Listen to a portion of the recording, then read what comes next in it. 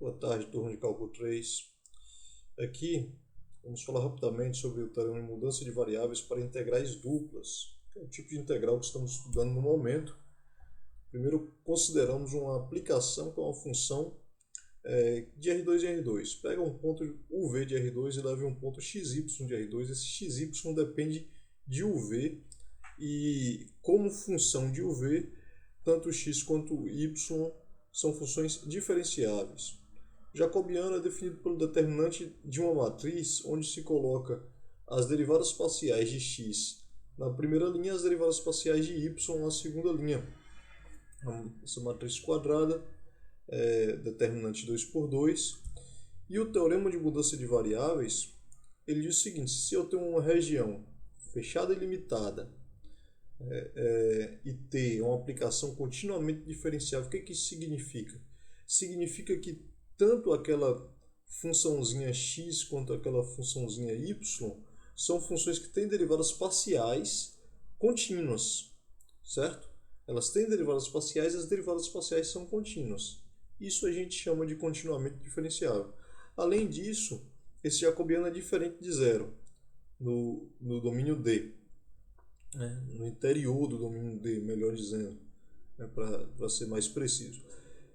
Então a f ela será integrável em D e além em TD no caso, e além disso vale a expressão 3, Eu posso mudar a variável xy para a variável uv pagando o preço de colocar aí o jacobiano.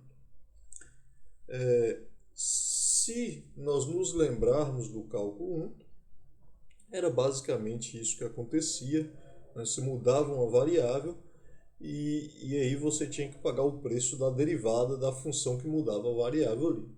É o que a gente chamava de substituição lá no cálculo 1 para integral simples. Veja, essa hipótese de t ser continuamente diferenciável e ter jacobiano não nulo, vai dizer que t é inversível, de modo que no lugar onde se encontra o td aqui, poderia ser um dt ou um b, e aqui o d seria o ta-1 desse b. Ok? O que importa é que a transformação ela muda o domínio. Isso tem que ficar claro. Muda um pouco da geometria, dependendo da transformação, pode mudar muito da geometria do domínio, inclusive. E aí temos alguns exemplos. O primeiro exemplo é esse aqui. São dois exemplos bem ilustrativos. O primeiro exemplo é o seguinte: eu tenho essa integral sobre B, que é um trapézio. Desenhei B aqui do lado para vocês verem. É esse trapézio aqui. Veja que o xy está entre 1 e 2. O que significa isso? Significa que o y fica entre a reta 1 menos x e a reta 2 menos x. Essas retas estão aqui em verde. Como o x é maior ou igual a zero, xy é maior ou igual a zero, significa que eu estou no primeiro quadrante. Estando no primeiro quadrante, o trapézio que vai aparecer é esse que está pintado aí para vocês. Então esse é o B. A mudança de variável que eu vou fazer, primeiro eu percebo, o que me atrapalha aqui. Mesmo que eu utilizasse o cosseno da soma, o cosseno da diferença e o seno da soma, iriam aparecer termos aí, na verdade iria aparecer uma fração que ainda seria difícil de calcular a integral.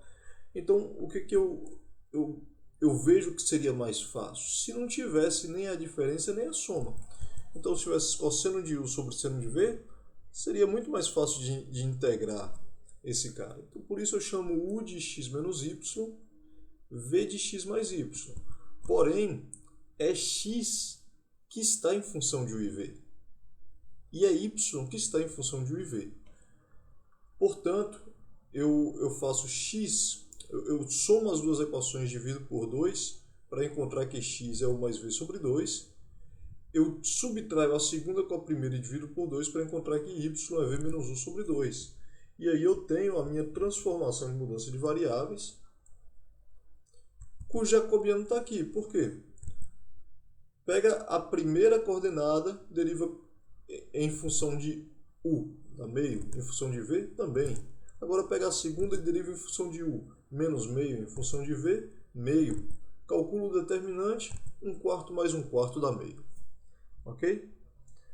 Mais ainda, para aplicar o teorema de mudança de variáveis, eu já posso aplicar, porque eu percebo que as funções u e v, x e y que estão aqui, são funções diferenciáveis e as derivadas são contínuas. Essas derivadas parciais são contínuas, portanto a t é continuamente diferenciável, assim como pede lá o teorema.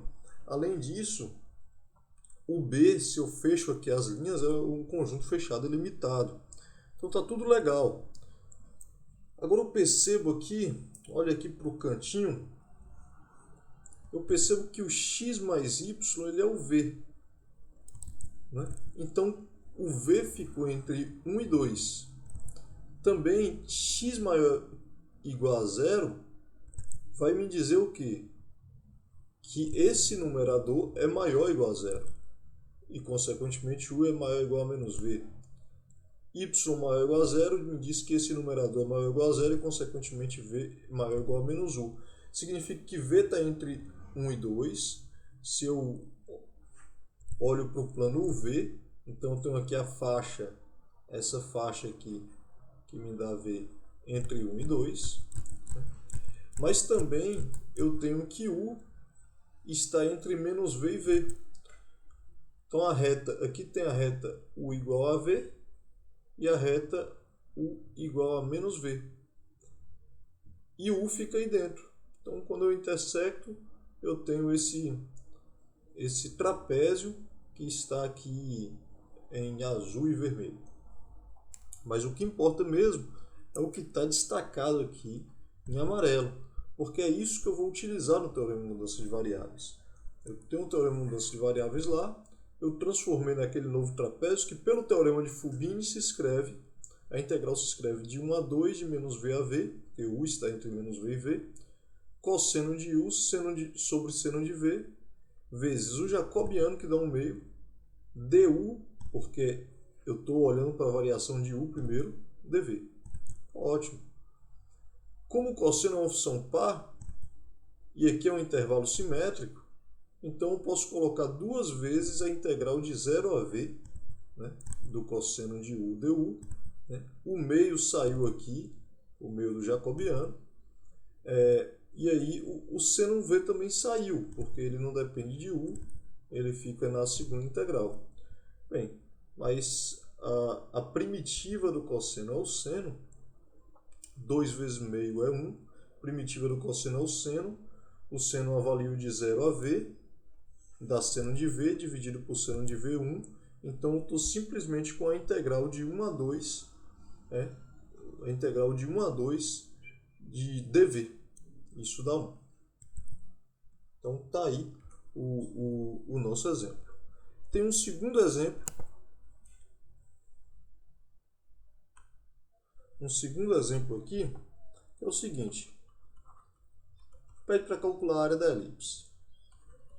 Essa área dessa elipse ela vai ser dada, já sabemos, pela integral dupla de 1 sobre a elipse dA.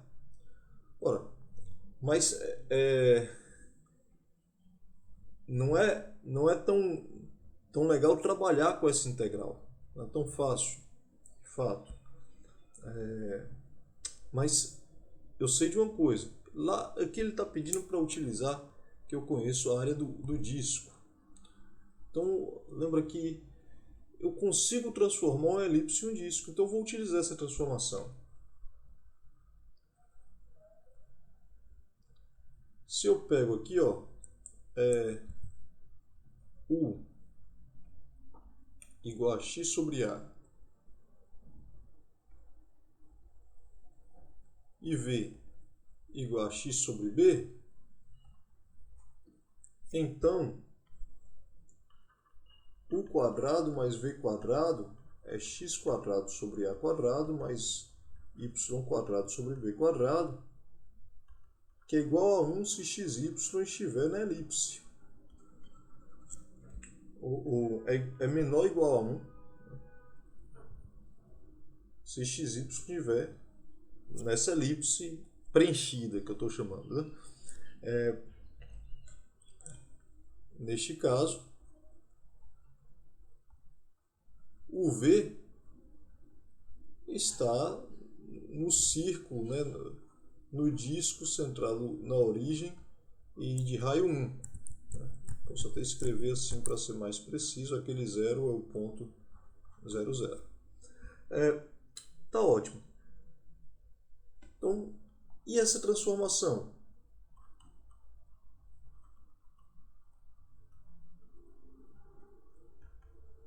Essa transformação que pega um ponto de R2 e leva em R2, dada por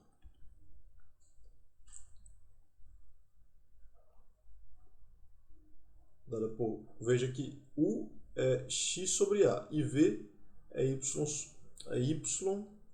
sobre B. Então x é AU e y é BV.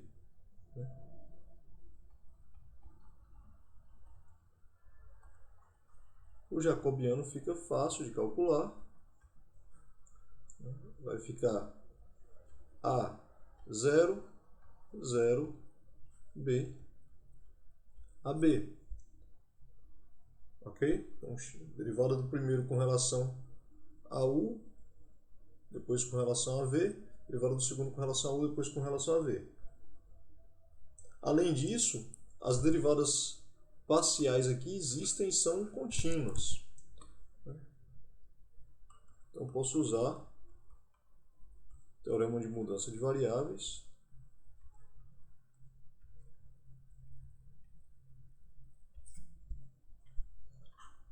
E a minha integral dA, ela é integral, vou chamar isso aqui de D, tá? Ela é integral dupla sobre D. Vou centralizar um pouco mais, porque aqui eu vou colocar área de E, essa integral. O 1 continua sendo 1, o jacobiano aparece aqui, né? Sem módulo mesmo, porque AB positivos. Então dá AB vezes a área de D. A área de D é π. Então, a área da região interna da elipse é πAB. E aí estão dois exemplos ilustrativos.